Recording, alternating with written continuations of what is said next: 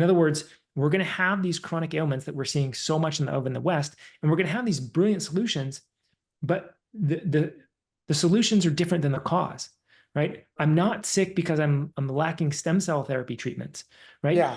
I'm sick because of certain things, right? That I'm doing, that I'm thinking, that I'm believing, right? That my environment is not providing.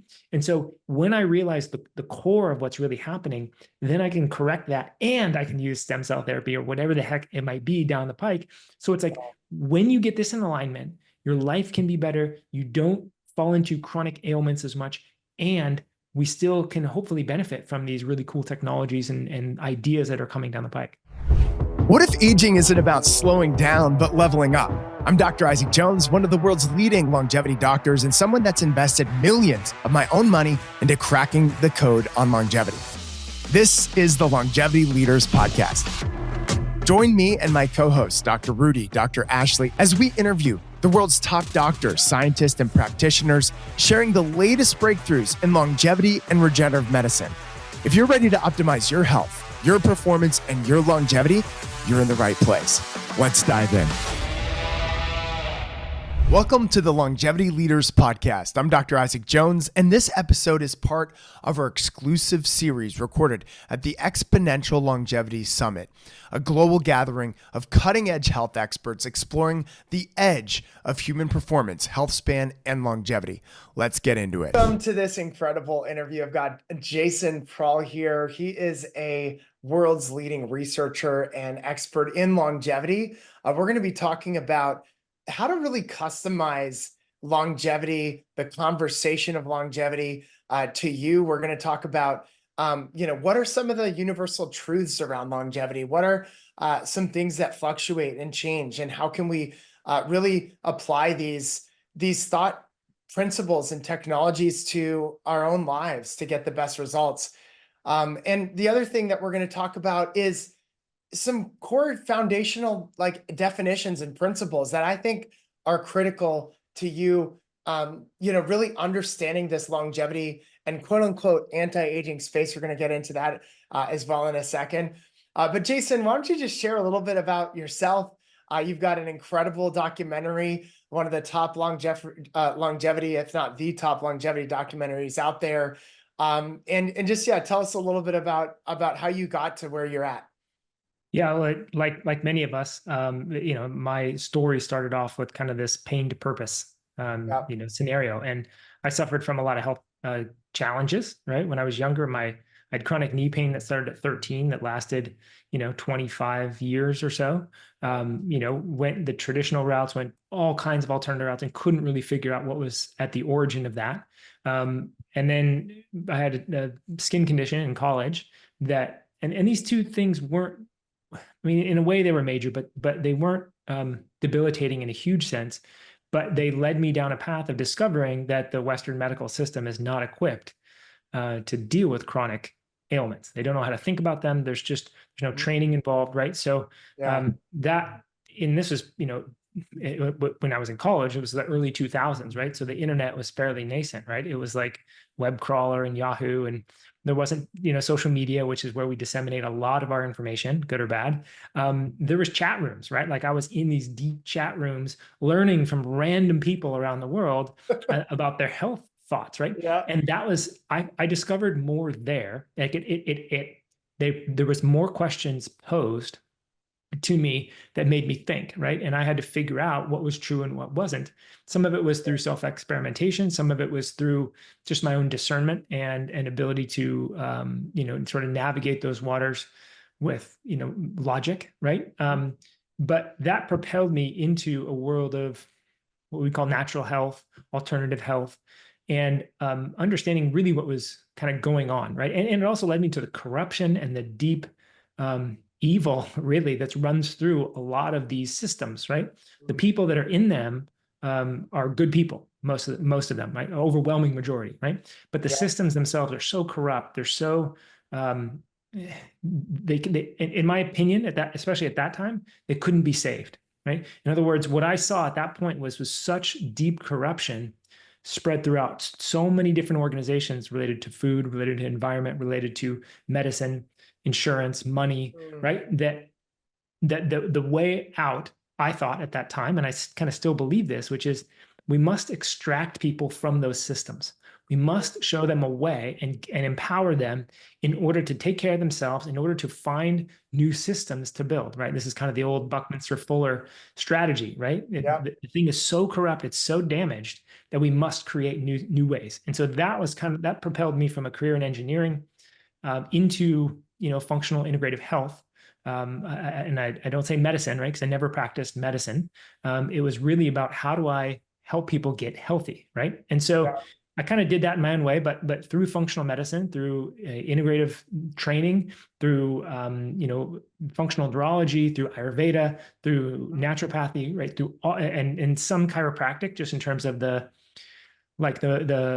ideology and how to think about the body, right? This all framed my perspective when I was working with clients, right? So I worked with a lot of people that had cancers and autoimmune conditions and a wide variety of health concerns.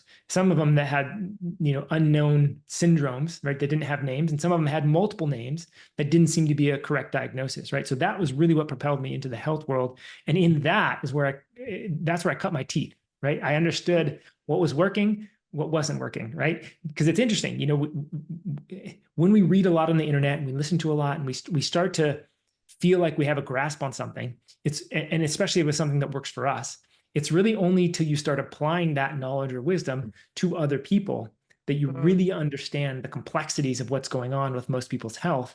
And I wasn't, there were certain things I was pretty good at working out. And there's other things that I was totally ill-equipped for, right? I did not know how to understand or diagnose, I didn't diagnose, but really describe or handle like things like trauma, right? Deep-seated traumas, right? So I didn't, at that time, that led me into the world of trauma. So I started to uncover so many more layers to this puzzle, right? And so that was kind of the origins. And through those discoveries, I realized that I was teaching people so much of the same stuff that I wanted to, instead of working one-on-one with people, reach a wider audience. So that's kind of why I created the Human Longevity Project, to dispel some of these ideas and to give people a framework through which to operate. That's incredible. Well, I mean, what you just talked about is so powerful. And the fact that emotional trauma is also a big deal when it comes to longevity and our health. I remember, I was at Sensei, which is this, this resort in Hawaii. Lani is the island it's on. And I was getting a treatment called Watsu, which is like shiatsu, like a flowing kind of massage, but in the water. And, I had broken out in tears in this treatment, and I didn't realize like what happened until after, where I was like in this relaxed kind of altered state over top, like there's palm trees over top me. The sun is kind of beating down through the leaves. I'm in this warm water. I'm doing this treatment, and like these traumas came back. Yeah. And that I didn't even remember that were serious. And I almost released it in the context of this Watsu treatment, which was very interesting. But then I went back home and started to do deep inner healing and work on this, and that was the start of it. So and a lot of people, I think we don't even realize how much like the trauma can impact our health and our life. So I would love to get into, the Human Longevity Project. Like what are some of the key elements of that? And then like I think we should talk a little bit about trauma healing as well, and just like what that can look like as well. Yeah. And I'll start there because, what you brought up was very interesting, right? Many of us don't think we have traumas, or don't think our traumas are that bad, or I had a good childhood and I had great parents and all these things. Yeah. And while that can be a true statement, and the whole reality of coming into this world is this traumatic experience. And I don't just mean in the birth process, but that in and of itself is a traumatic experience. The reason that we all have trauma is because of the stages of development, when we are young, when we are in our youth, when we are babies, when we are so tiny, we don't have the capacity to understand what's happening. We're just going by our feelings. And so often, if we don't get breastfed, if we get, just neglected in a way that wouldn't even seem like neglect other than to an infant, then we are going to react, right? And we react in the body, right? So the body is constantly picking up these signals, and each individual is different. There are people that are more sensitive to some of these things. So all of us experience trauma, right? And then, of course, we have our very well-known sort of named traumas and well identifiable traumas that, the ACE study, for example, would identify. And there was 10 traumas, I think, right? Like parents are arrested, divorce, neglect, abuse, right? There's a handful, and they only named 10, and they found that all of these traumas had a massive impact on your health in a wide variety of ways. So we can name some of these, but then there's other things, like if you remember back to your school days, right? Maybe you got picked on a little bit, or maybe even just you got called upon. Maybe there's a teacher that was just calling upon you, didn't know the answer, and there was this fear in the system of not being accepted by the class, right, or whatever. So there's all of these things. And then there's this whole other classification that is in the sort of trauma sphere, which is the conditioning aspect. Maybe you had wonderful parents that pushed you, right? There's certain cultures actually that are kind of known for this, right? Certain Asian cultures or Indian cultures and others too, that really push their kids, right, to excel, to succeed. And so even that, while very can be a very good thing for a lot of reasons, can also be very difficult for a child to handle, right? So even these conditionings that we experience that are resulting in very, very positive aspects of our life, for a developing child that doesn't have the awareness, doesn't have the conceptual framework to understand these things at 5, at 7, at 10, and 12, the brain isn't even fully developed, right? So these are all the things that really create us as adults. And your experience is a perfect example where it wasn't even this deep trauma healing sort of work. And yet, when the body is able to find safety, and when it is able to, generally in the presence of another is a good thing. You need another nervous system to kind of hold you a little bit. But when the body can finally find safety in certain circumstances, these things can process, and they process through us, right? So we're holding on, we're gripping onto these things, these experiences, because at the time that they were formed, we didn't have the consciousness, we didn't have the awareness, we didn't have the capacity to process those fully, right? And so we deal with them as best we can as children, but we can't fully, right? Unless we have another nervous system. This is the primary role of parents or guardians in that sort of scenario, is to be able to help the child process, right? So when a child is crying, an infant, right, they want to breastfeed. Well, that it's not just because they're hungry, right? Sometimes yes, but sometimes it's literally just to borrow a nervous system to be able to process these things that are coming up in their system. And 100% of us have gone through life and had experiences that we have yet to be able to process. And so this sort of trauma work, this ability to process all the backlog of stuff and the conditioning, is a part of the nervous system being able to find parasympathetic rest. And so we all have a degree of parasympathetic capacity, you could say. We're all at different levels. So even when I feel like I'm totally relaxed and restful and on a beach and just so happy, and finances are taken care of, jobs taken care of, families taken care of, everything's good, my nervous system can only relax to its sort of baseline set point. But as I do some of this work, as I start to clear some of this stuff and process some of it, now I find a deeper level of rest, right? So this is critical when it comes to our lifelong health. That is so good, because literally I'd say 2 months later, like I had went in a talk to like this counselor about like the stuff that came up for me, and it just like released so much. It's like wild. It was wild. But the crazy thing that you just mentioned, which was so interesting, is that I started feeling like every day was the best day. And I was like, whoa, I just feel like this is the best day of my life. Like, I don't know how it could get any better. And like before, like a month before, I'd be like, oh, I need to, push harder. I need to, and there was this like release, this like contentment and joy and love and happiness. And like things were happening more effortlessly. I truly hear you on the like set point of your nervous system and how you can like bring it to a new level. can you share some breakthrough strategies? Like like, I'm sure, like, even I would say the set point for the parasympathetic is, and your nervous system is a set point.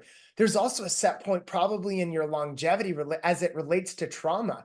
So like, 100%. if you don't address the trauma, then you can't live past a certain date and time. Do you know what I'm saying? 100%. Yeah. And of course, we'll never scientifically prove that sort of thought, but I guarantee that what you're saying is true.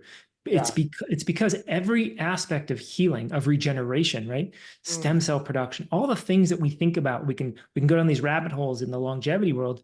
That's all regulated primarily by the nervous system, right? So the nervous system must be in a parasympathetic state. And then not only can you get there, but can you stay there, right? So you're what you were saying is perfect, right? Like, and this is what you see with the yogis, with the saints, with the great spiritual masters.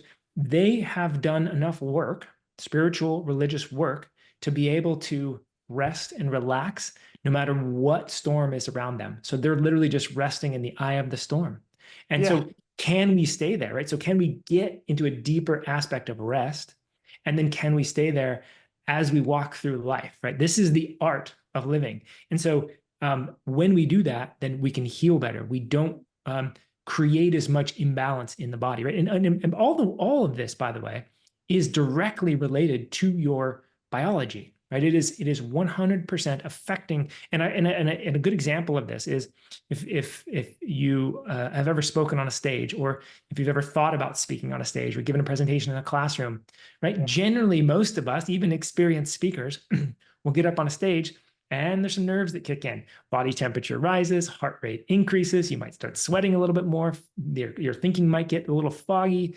You might get tunnel vision. You might blank out, right? This is a physiological, biological response to an idea, to a conditioned idea that when you get up on stage, if you make a mistake, if you aren't as smart as you want to appear, if you have something on your face, whatever the case is, that you're not going to be accepted by the group. There's a lack of safety in that, right? So we are perceiving a threat based on our conditioning, right? There's a survival mechanism that starts to kick in, right? So this, and maybe this is a good sort of, I can tie in here to some of these universal truths, because one of the aspects here, that the way I like to look at these universal truths, because there's essentially, in order to maintain health, in order to hopefully live a long time, God willing, there are universal truths to this human meets act, to our biology, to who we are. And it starts, I like to look at this in the frame of development, right? And we can use the psychological framework here, right? The first stage of development, when we're infants, what we need, our primary need, we need many things, but the primary need is safety, right? So when we can feel safe. So this is absolutely critical in the trauma piece as well. So whenever we're working with trauma, whenever we're trying to process something, we need safety. It is primary. If you don't have safety, you cannot process certain things. You cannot process most things. And of course, there's a level. It's not like no safety and safety. There's a sort of range, right? So however safe you feel, that gives you the space, the room to be able to process. So that is primary. And it is primary for our health and longevity. We need safety. That safety is setting the bar for our nervous system. When we don't feel safe, right? I've had many instances I can think of in my life as an adult where my finances were a little sketchy, where I was in certain situations and it was like, or I was late for delivering a project, whatever the case might be, my nervous system starts to perceive that the world is not safe. And so it gets jacked up a little bit, right? Sleep might get disturbed, digestion isn't as good, detoxification isn't as good, brain isn't clearing as fast, right? Like all these things that we can think about aren't working as well because my baseline safety levels from my perception aren't there. So first we need safety, right? The next stage of development, the main thing that we need is connection. We must feel connection, right? And we can think about this, in a variety of ways. A lot of people like to say community. Community is a kind of a loaded word in my opinion, because you can be in a community, quote unquote, and feel totally disconnected from that community. Right. And we have this now with the online world. You can have online communities, and when you feel a connection to that community, that's the main thing, and the safety. So what does community provide? It provides connection and safety. So what we're really needing first safety, then connection. Same thing in the trauma world. We need to find that safety. And so let's imagine we're working with some kind of practitioner. We need to feel safe in what they're doing and who they are and what they're doing to me or for me. And then there needs to be some level of connection to the process, to the person. But when you feel that connection, and this is an embodied sense that you may or may not even fully cognize, right? Because there's certain defense mechanisms that can come in that are deep within us that can prevent this sort of connection. And a good analogy here, or something I can point to, is like the standard rom-com, right? So the prototypical rom-com where you have the female lead and the male lead, and typically they start to come together and there's a relationship that's happening. And then one of them, usually the female lead, starts to come on pretty strong, right? And the male lead usually has this mechanism where they start pulling away, right? So these are sort of attachment styles.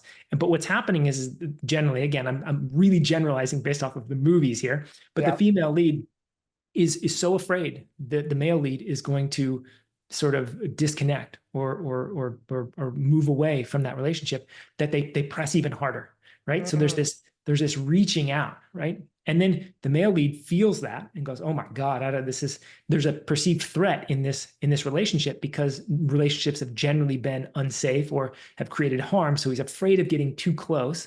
So he backs away. Well, then what does the female lead? Feels that and goes, "Oh my God," and chases harder, right? And then it's just this tug of war of like, they're just chasing each other in this whole process, right? And so and this happens in our day to day, right? This can happen with authority figures. This can happen with children. This can happen with loved ones of all kind. Is that we have these defense mechanisms, and both of those are defensive strategies in this sort of attachment style. So when we don't feel connection, we can't process as well, right? And here's the cool thing, right? Here's the really cool thing. And this is what we noticed in the longevity regions around the world, is that they all had this community that was deeply embedded with connection. So there's so much connection, and there was a safety in the community. You think about 70, 80 years ago in Ikaria, Greece, right, which is an island, they didn't have electricity, right? So they were very much dependent on one another. This person's growing these foods, that person's growing these foods. They're all supporting each other in this process. When the weather isn't as good, the famine hits, when war starts, whatever the case, whenever some trouble was on the horizon, they had each other's back. So that provided that safety. But there was a deeply sense of connection in all of the communities, right? In Okinawa, in Sardinia, in the Guanacaste regions of Costa Rica. And so when you have safety, when you have connection, you can process so much more. And this becomes critical for all of our health, right? So these two things in the developmental process, in the trauma processing world, are really important for our everyday life. We need to feel connected. And the cool thing is it doesn't necessarily have to be with another human. There is a value in human-to-human connection in so many ways. So having great friends that you can really rely on, spouses, core family unit, all of this is great. And we can have connection with pets. We can have connection with other animals. We can have connection with God. We can have connection with nature. Whatever you can feel connected to. I can sit here by myself in meditation, in prayer, in ultimate connection. Right. And I can point to like the monks, right? I was in the Himalayas. We were working with the Buddhist and bone healers up in the Himalayas. Literally, they're sitting, meditating, doing their work like 15 hours a day, right? In essence, they're in isolation, when it comes to human contact. There's a few of them, and they're sort of together in a sense, but they're not, drinking tea together, talking. Like there's no interpersonal connections. That's not the big part of what they do. They're connected to all that is. Right. And so we can do this as individuals. We just need to recognize that we are always connected and tap into that. So these are the sort of two primary characteristics that we must have if we want to live a long life, if we want to be healthy, if we want to heal, if we want to process trauma. It's all embedded in these main two things. And is part of connection physical touch? Like, is it 100%?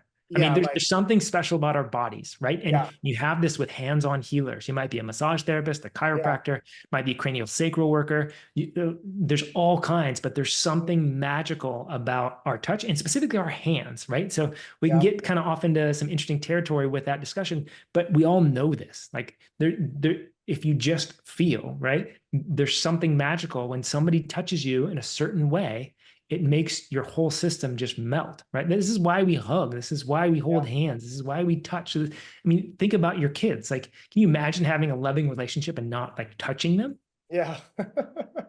Hemel Patel came and spoke at our last longevity event in Austin, and he was talking about, what he calls Heelys, which are people that like put their hands on others. And, he was talking about how there's this group of people that had breast cancer, and the results of the pre and post of how these people reverse breast cancer just from having people essentially meditate, visualize, and pray over them with their hands too, not obviously touching their breast, but like touching their bodies, was just like, is just so amazing to hear that's that's possible. So that's one of the reasons why I wanted to ask that, was just I feel like so connected, to my wife when we were like embracing each other, and it's just like, it's a powerful something in my nervous system, is like, it like you said, it's like safety, you know what I'm saying? It's 100%. like a primal,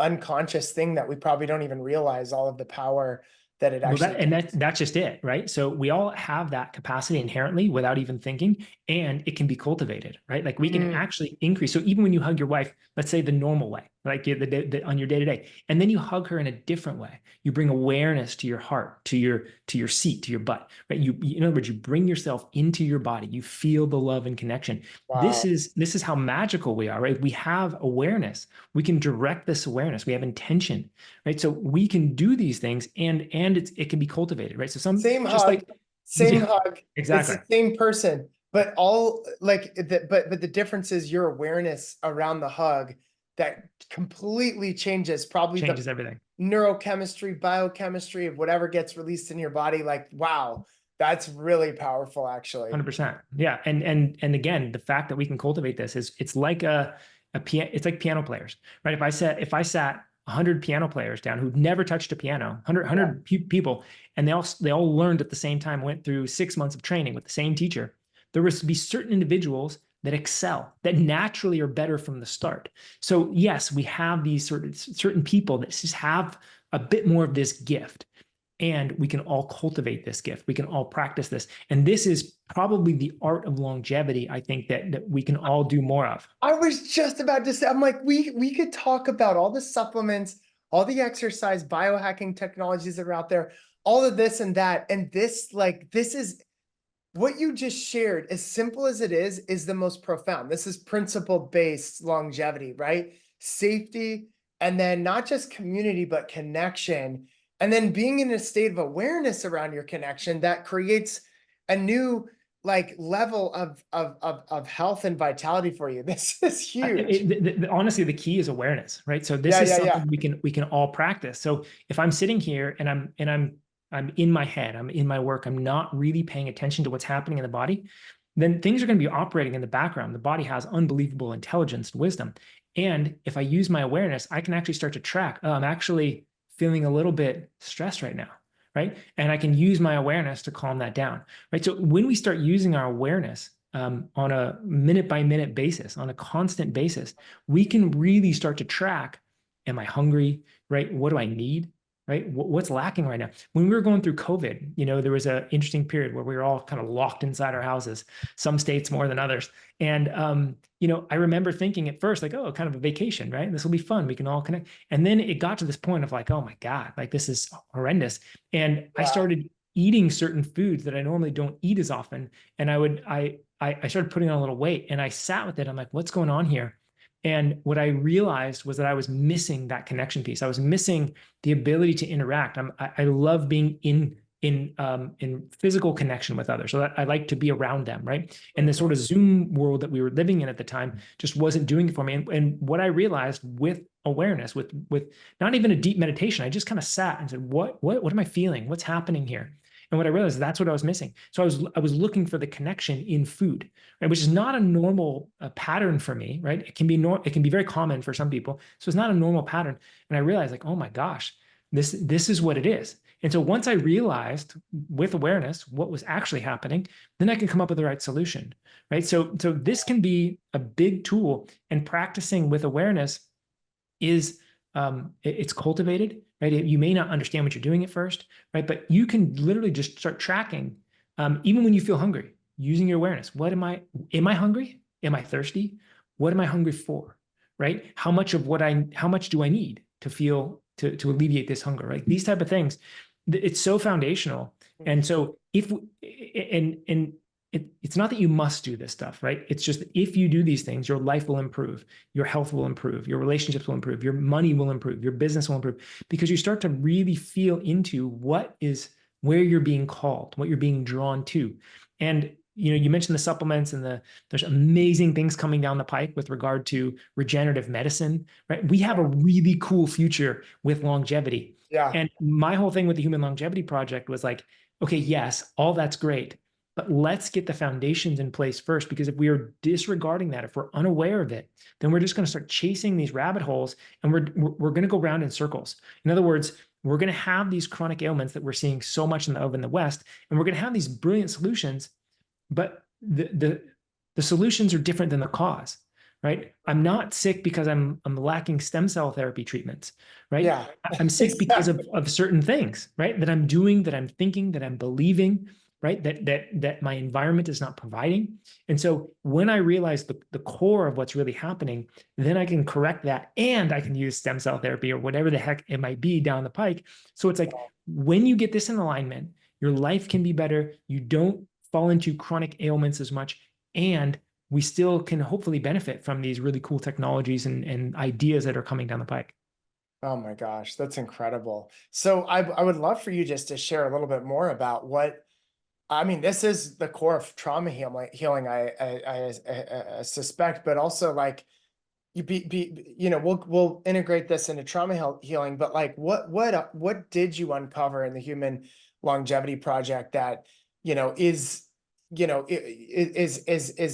very interesting when you started going around the world learning from all these people that are centenarians, excuse me, and that have lived these long, healthy lives, and it's a culture of, it's like their grandkids will live long, healthy lives, right? Yeah. Well, there were some interesting things, right? Most of the stuff I kind of already had a framework for when we were going in, right? So I was leading sort of the production. So I kind of knew what we were going to produce, and I knew how they lived. So I knew a handful of things. I would say most of the things that they were doing, I had a good idea of what to expect. But there was a couple of things that caught me off guard. One was in Costa Rica. It was our first trip. And we were working. We were down there for 10 days. I speak a little bit of Spanish, but not great Spanish. And it's not like there's a list of 100-year-olds that we can just, look up in the, online, database. Yeah. We had to go down there and just start talking to people and be like, hey, do you know any 100-year-olds, right? And so it was kind of a stressful scenario to be in, right? We were up against the clock. We had all this film gear. I had to find a translator, right? So it was a whole thing, right? So theoretically, this should have been a fairly stressful kind of normal work environment, right? But what I realized when I was down there is, because of the environment, the way it's structured, and it's not structured in any particularly interesting way. It's just basic, right? They're very rural. They're very down to earth, right? They don't have a lot of technology. And so in that environment, and just the way that they behave, my whole system like found a new pace. So this is what I didn't realize. Time seemed to expand when I was down there, right? So we would get up and we'd have our morning, Costa Rican coffee, right? And it was just so good. We're sitting there and kind of relaxing. And I'm like, oh man, we probably should start getting to work. And we would look at the clock and it'd be only like 7:30, right? And I'm like, oh, we're actually fine. And then we'd walk to the store to get some food or whatever. So it was like the pacing dictated my entire reality. So it's like if I'm used to driving 60 miles an hour, right? And then I go down this rural dirt road. Well, if I go 60 miles an hour on this rural road with maybe a couple other cars there too, and they're going 20, that's not a good scenario, right? Like, it's actually dangerous to go 60 when everybody else is going 20 and the roads are only designed for 20. But if I'm used to driving 20 and I now go onto a 4-lane highway here in the States and everybody's going 70, well, it's dangerous to go 20. So this is what I realized in this process, was that's where we're at in the Western world, most of the Western world, right? There's still a lot of rural areas and people are going slower, but most of the Western world is going at this breakneck pace, and it's because everybody else is, right? Like, And it's actually really a challenge for me knowing this, because I've got emails, I've got people calling me, I've got a million things, and because everybody else is operating at this pace, right? So that pace that is surrounding me, right, with my kid and wife and work, and the way our whole pace is here in the States, that is going to dictate my reality to a large degree. And just being in that environment and going at the pace, and it wasn't even a conscious thing. We were operating at the pace that the environment was going at, right? So that my whole system calmed down. And then we flew back and we landed in Houston airport, and I immediately felt this like frantic pace. And that had never really happened to me before. Wow. I've traveled a lot. For whatever reason, there was just something so unique about that. Literally just landing. We hadn't even gone through customs. Excuse me. We haven't gone through customs yet. And I was feeling like I turned on my phone, the ding, ding, ding, ding, ding, all these things coming through, right? Like, so this was a huge part of this reality, is that every place we went to, they had this pace of the environment. Now, that pace is changing because of the westernization of all of these places. But it helped me get a glimpse into the reality that they grew up in. And by the way, this is only a glimpse, because if a lot of people we talk to are 90, 100 years old, they grew up in a 1930s environment, 1940s environment, right? As children. So no electricity, no cars. So even what I saw was sped up compared to what they were used to. You go at the pace of nature, right? Plants grow at the pace of nature, right? Everything around you is the seasons, the nature, the days. So you're literally operating at the pace of nature, and you can't go fast. You can't really work at night, right? Like you operate by what reality is dictating. So that was a huge one. How do you bring that into the Western world? Simply recognizing that, right? So simply recognizing that is important, because then you recognize, okay, I'm actually driving 70 miles an hour here on this road. Now, can I slow this down? Do I want to slow this down? That's a different question, right? I look at somebody like, I don't know, Gary Vee might be a good example, right? He's fairly well known. The guy goes a million miles an hour, he's doing a million things, and he just won't stop. Now, to me, that's horrendous. I could never live like that, right? And there's certain people, they spin up companies, they start a new venture, spin up another companies, and I'm like, oh my God, that's just way too fast for me. I don't want to live that life, right? But they may. So there's a choice point. Like when you start to recognize what's actually happening, then you can make the informed choice.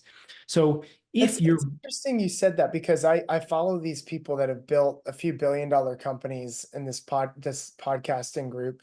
I don't want to out them, but I've followed them for like 3 years now. So 3 years ago, I'm watching their podcast. It's on YouTube, and they're billionaires. They look like, these young guys.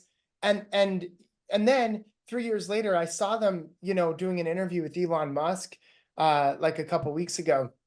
And I kid you not, they looked like they aged 10 years or 20 years in 3.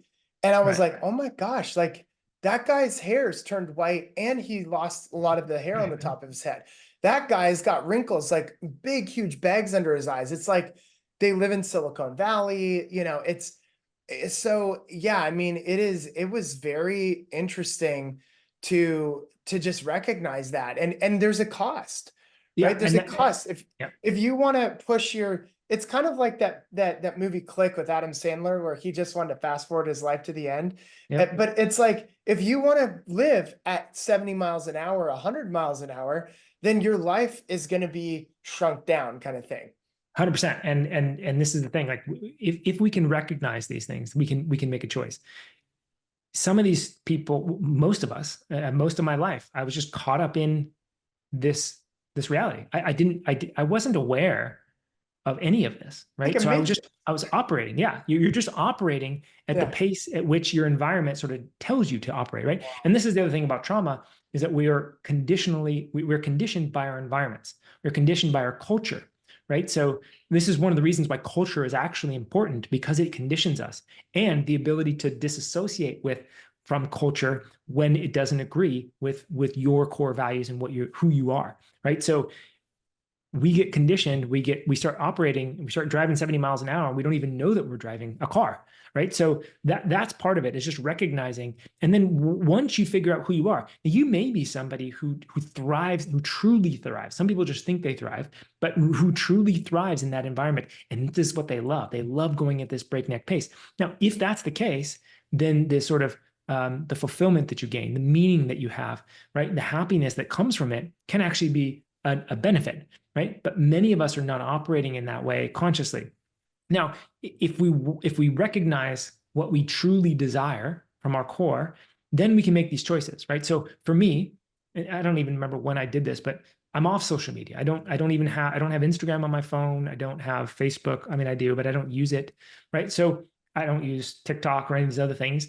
Yeah. Now, I'm not demeaning those, right? Those are fantastic marketing tools. They're great for people to get a message out. They're fantastic in so many ways if used correctly. But for me, it's not what I wanted. So at some point in the past, I don't even remember how long ago, I just got rid of that stuff because I realized it's actually not doing something for me that I feel is good.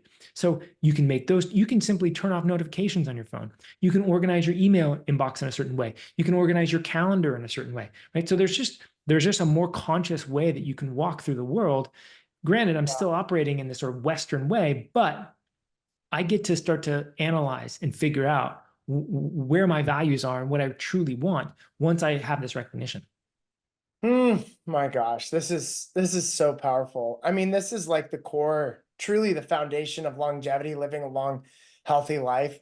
We've got like a few minutes left here. What would you say the best trauma healing strategies, solutions are, technologies?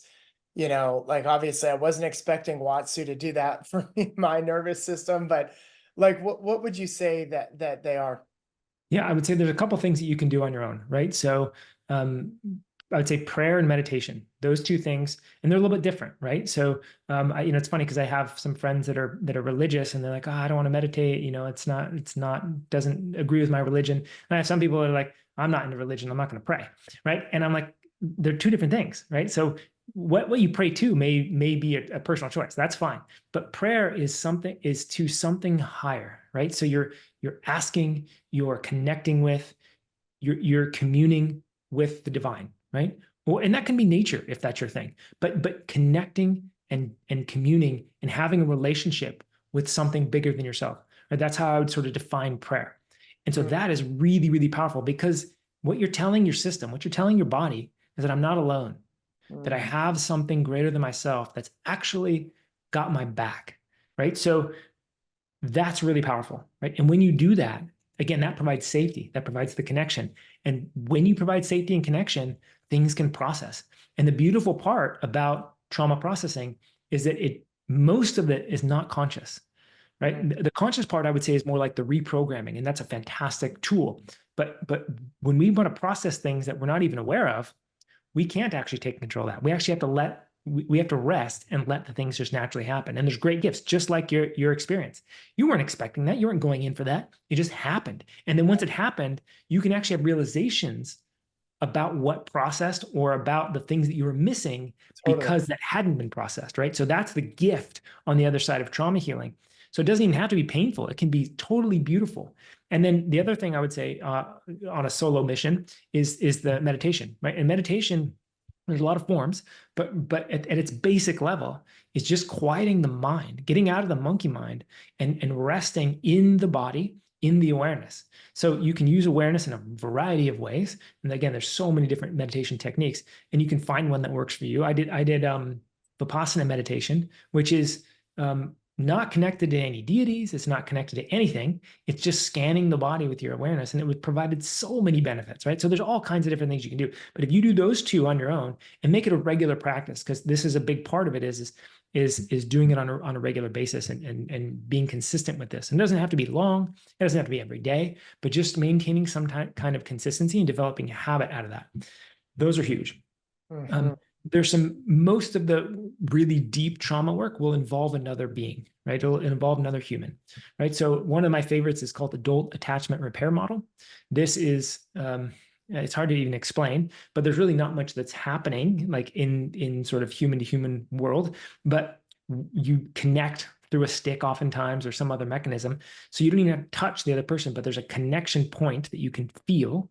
And this actually provides a somatic safety mechanism. And eventually, if the practitioner is good, your body will still start recognizing deeper and deeper levels of safety and trust and connection. And when, again, those are the foundations. So if you're developing greater levels of safety, greater levels of connection, then more and more can be processed. And usually with trauma healing, it's an incremental approach, gradual approach. Now, there can be some big explosions along the way, which are fantastic, but usually it's this kind of peeling back the onion, and you continue to go deeper and deeper, and there's no end to this game.